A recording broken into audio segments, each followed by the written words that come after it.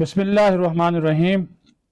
Viewers, آپ دیکھ رہے ہیں M2M اردو، پروگرام ہے جمہور کی آواز۔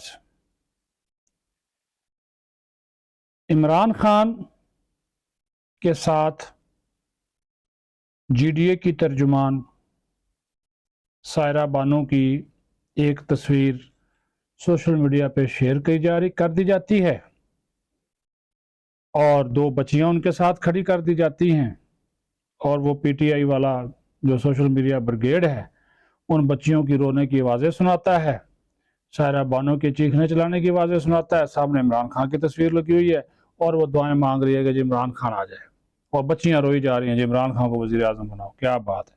اتنا سوشل میڈیا ویوز لینے کے لیے، اور اس سے بڑی تنگ ہیں سائرہ بانو، یقین مانیے اس سے بہت تنگ ہیں۔ وہ کہتی ہیں جی میرے نام سے فیس بک اکاؤنٹ ہیں، ٹک ٹاک بنائے ہوئے ہیں، انسٹاگرام پہ مجھے رکھا ہوا ہے، فیس بک ہے، اور انہوں نے کہا میرا ایک ہی جو ہے وہ آفیشیل ٹویٹر اکاؤنٹ ہے، لیکن اس کے باوجود ایسی باتیں مجھ سے منسوب کر دی جاتی ہیں جو میں نے کہیں بھی نہیں ہوتی۔ پھر انہوں نے کہا کہ ایک جو اینکرز ہیں ہمارے ٹی وی چینلز کے، جب وہاں پہ ہم جاتے ہیں تو وہ بات جو خود نہیں کہہ سکتے وہ ہمارے منہ میں ڈال کر، یعنی کہ سیاستدانوں کے منہ میں ڈال کر وہ بات کہلوانے کی کوشش کرتے ہیں۔ یہ نہیں ہونا چاہیے۔ رزمہ بخاری اور فردوس عاشق امان کے بارے میں نے گفتگو کی، ان کے بارے میں ان کے کیا خیالات ہیں وہ بھی آپ کو سنائیں گے۔ پھر انہوں نے جو سانحہ 9 مئی ہوا اس کے والے سے انہوں نے بڑا زبردست جملہ بولا۔ انہوں نے کہا جی بلی کو پہلے دن ہی مار دینا چاہیے، یعنی کہ جب یہ واقعہ ہوا تھا اسی دن ہی جو اس پہ ملوث لوگ تھے سارے پکڑے جاتے، کاروائی کر دی جاتی تو آج یہ نہ ہوتا۔ پھر انہوں نے سینٹر آف گریوٹی عوام کو نہیں فوج کو قرار دیا، اور کہا کہ انتخابات کبھی فری اینڈ فیئر نہیں ہوئے، جمہوریت اس ملک میں نہیں ہے، عوام کو منتخب نمائندے حق چننے کا حق نہیں ہے۔ بڑی سچی، صاف ستھری، پکی باتیں انہوں نے کی ہیں۔ تو چونکہ ان کی گفتگو کا پہلا حصہ کل ہم نے آپ کے ساتھ شیئر کیا تھا، کچھ سوالوں جو آپ ان کے ساتھ بعد میں ہوئے، وہ دوسرا حصہ ہے، وہ ہم آپ کے ساتھ جو ہے اب شیئر کر رہے ہیں۔ تو آپ جو ہے وہ M2M اردو دیکھیں، ان کی گفتگو سنیں، کومنٹس کریں، لائک کریں، شیئر کریں، اور M2M اردو جو ہے اس کو سبسکرائب بھی کریں، دیکھتے رہیں اور اپنے قیمتی خیالات سے نوازیں۔ آئیے ترجمان GDA محترمہ سائرہ بانو اور مسلم لیگ فنکشنل کی جو سینئر رہنما ہیں محترمہ سائرہ بانو کا جو نقطہ نظر ہے وہ آپ کے سامنے رکھتے ہیں، جو ان کے ساتھ گفتگو کا دوسرا حصہ ہے وہ آپ دیکھیے۔ تو کیسا لگتا ہے کہ سوشل میڈیا پہ جب یہ چیزیں آپ کے نام سے منسوخ کر دی جاتی ہیں؟ پتہ نہیں، ظاہر ہے نہیں اچھا لگتا۔ بعض دفعہ تو ایسے، آج ہی میں نے ایک ٹویٹ کی تھی اور یہی کہا تھا، ایک کسی ٹویٹ کو ری ٹویٹ کیا تھا کہ بھائی مطلب اگر اتنی ہمت ہے تو اپنے نام سے اکاؤنٹ چلا کر جس مرضی کو للکارنا ہے اور آپ للکار لو۔ تو مجھے نہیں سمجھ آتی ہے، وہ دنیا جہان کے ٹک ٹاک وہ اکاؤنٹس بنے ہوئے ہیں، فیس بک پر ہیں، اور ابھی ریسنٹلی جو میں آپ کو بتا رہی تھی، خدا جانے کون سا بندہ اور اس کے ساتھ 2 بچیاں لگا کے کہیں دور میری تصویر لگا کر کہا کہ یہ سائرہ بانو کی بیٹی ہیں، اور انہوں نے ٹک ٹاک پہ یہ بولا ہے۔ بس اللہ پاک ان وہ کہتے ہیں کہ بچا کے رکھے، اور یہ جو آپ نے صحیح بولا ہے کہ پروگرام اور پھر پروگرام میں جو بات خود نہ کہہ سکیں وہ گھما کر آپ سیاستدانوں سے گلوائیں، اور پھر اس کے بعد آپ اپنے یوٹیوب چینل پہ بیٹھ جائیں۔ تو مجھے تو دیکھ کر ایسے ہی لگ رہا تھا جیسے ایک ڈاکٹر صبح سرکاری ہاسپٹل میں بیٹھتے ہیں اور شام میں اپنا کلینک چلاتے ہیں۔ آپ ماشاءاللہ آپ کا ایک رکھ رکھاؤ ہے، آپ تہذیب اور اخلاق کا دامن کبھی ہاتھ سے نہیں چھوڑتی، لیکن کچھ جو سال سے روایتی سیاستدان ہیں پچھلے دنوں میں ہم نے دیکھا، لیکن آپ کے صبر اور استقامت کو بھی داد دیتے ہیں کہ آپ نے اس پہ کمنٹ نہیں کیا۔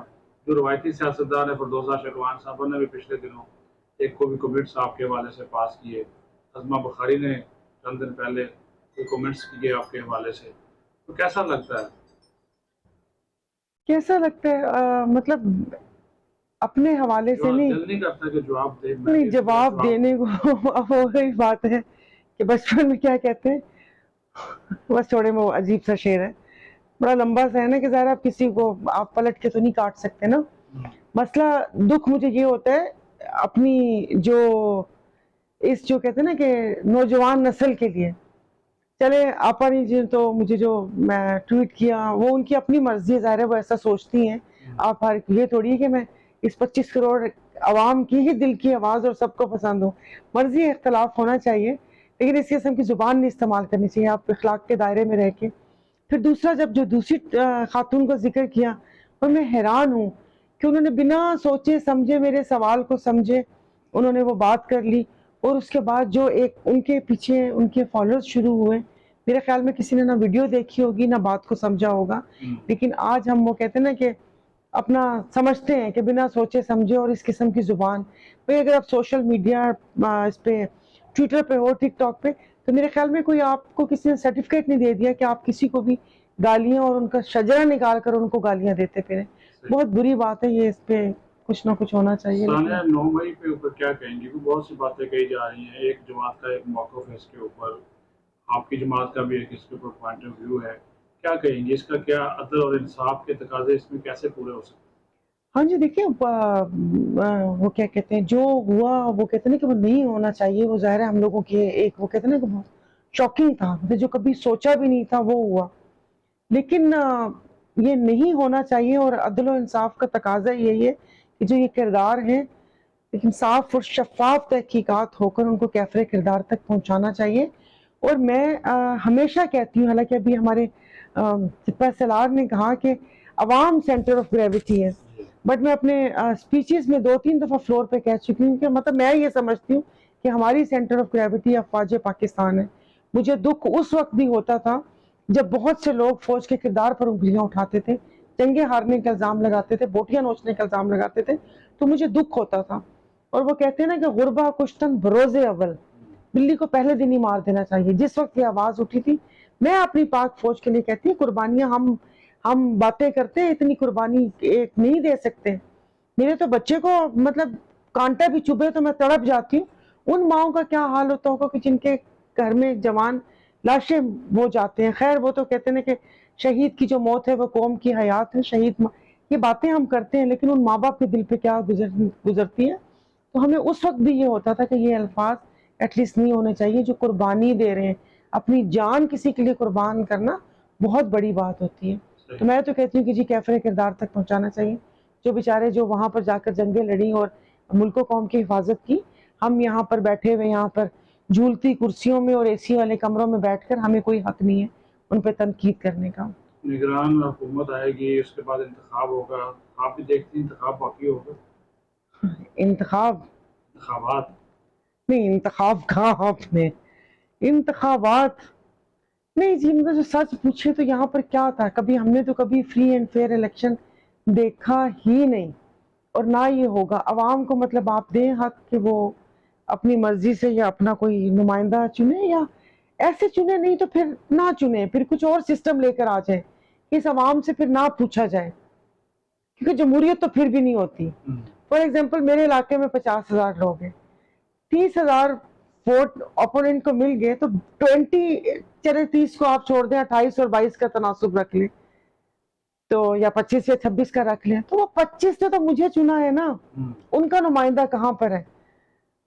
تو بس کیا میں کہوں, پھر مجھے کہوں گی تو لوگ کہیں گے دیکھو اس کی حمایت کر رہی ہے, ورنہ یہ. لیکن ایک ایسے ہی ہونا چاہیے کہ ایک صدارتی نظام ہونا چاہیے, وہ چن لے, کیونکہ یہ عوام نہیں چنتی. یہ کہیں پتہ نہیں اب کیا کرتے ہیں آپس میں. ابھی بھی جیسے پیپلز پارٹی ہے, پیپلز پارٹی کی کارکردگی آپ کے سامنے ہے, لیکن وہ کہتے ہیں کہ 2000% شور ہے کہ سندھ ان کا ہے. اب پتہ نہیں کیسے ہیں, سب کو پتہ ہے, اب کوئی نہ بات کرے تو. آخری سوال آپ سے, سندھ کی بات کی, سندھ میں مسلم لیگ فنکشن نے بلدیاتی انتخابات میں اچھا خاصا ٹف ٹائم دیا پیپلز پارٹی کو, تیسرے نمبر پر رہی. ابھی آپ مسلم لیگ فنکشن کا مستقبل کیا دیکھتی ہیں؟ آپ انتخابات میں اتحاد کریں گے, ایڈجسٹمنٹ کریں گے, یا اپنے آپ پہ اتحاد کریں گے؟ دیکھیں ابھی تو کل مطلب کیا فیصلہ کرتے ہیں ہماری پارٹی, وہ ان کو جس طرح وہ ہے, لیکن ہمیشہ عوام کی بات ہی کی, اور وہاں پر بھی یہی ہوتا ہے کہ عوام کو ہی ریلیف دیا جائے. تو اب دیکھیں کیا ہوتا ہے, ابھی تک تو ایسا کچھ ہوا نہیں, تو دیکھتے ہیں کہ کیا وہ ہوتی ہیں. بٹ یہ کہ پتہ نہیں, بہت مشکل سوال ہے میرے لیے, میری کچھ اور ہی سوچ ہے, تو اس لیے میں نہیں ہوا. Thank you. شکریہ.